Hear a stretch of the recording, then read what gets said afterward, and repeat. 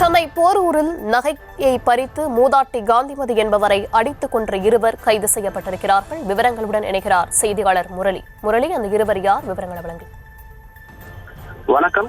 Chennai Porur RE நகர் பகுதியில் வசித்து வந்த 71 வயது மூதாட்டியை நகைக்காக 2 நபர்கள் கொலை செய்த சம்பவம் பரபரப்பை ஏற்படுத்தியிருக்கிறது. அந்த கொலை செய்யப்பட்ட 2 நபர்களை போலீசார் கைது செய்திருக்கிறார்கள். சென்னை போரூர் RE நகர் 6வது தெருவில் 71 வயதான மூதாட்டி காந்திமதி என்பவர் தனியாக வசித்து வந்துள்ளார். இவருடைய மகன் பிரேம் சங்கர் என்பவர் இதே பகுதியில் தனியாக குடும்பத்துடன் வசித்து வருகிறார். நேற்று வழக்கம் போல் அவருடைய மகன் பிரேம் சங்கர் தன்னுடைய தாயை சந்திப்பதற்காக வரும்பொழுது உள்பக்கமாக தாழ்பால் போடாமல் இருந்தது தெரிய வந்திருக்கிறது. இதனை அடுத்து கதவை திறந்து உள்ளே பார்த்த பொழுது அந்த மூதாட்டி தூக்கிட்டு தற்கொலை செய்தது போல ஒரு உடல் இருந்திருக்கிறது.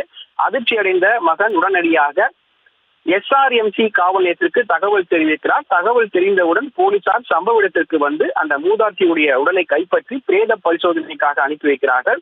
அப்பொழுது மூதாட்டியுடைய முகம், கை, கால்களில் நகக்கீரல் இருந்தது தெரிய வந்திருக்கிறது.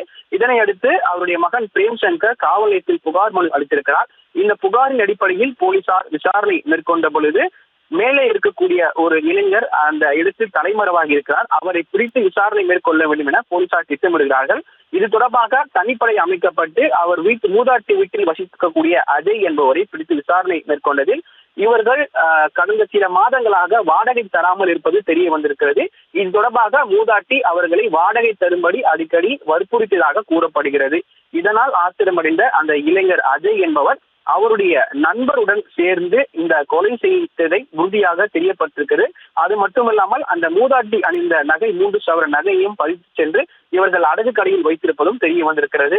இந்த 2 நபரையும் கைது செய்த போலீசார் தற்பொழுது விசாரணை மேற்கொண்டு வருகிறார்கள். இதை மற்றும் அவருடைய நண்பர் யாசர் அரபாத் என்ற நபரை தற்பொழுது கைது செய்து விசாரணை மேற்கொண்டு வருகிறார்கள். மேலும் இந்த விவகாரம் தொடர்பாக தற்பொழுது கொலை வழக்காகவும் பதிவு செய்து விசாரணை மேற்கொள்ளப்பட்டு வருகிறது.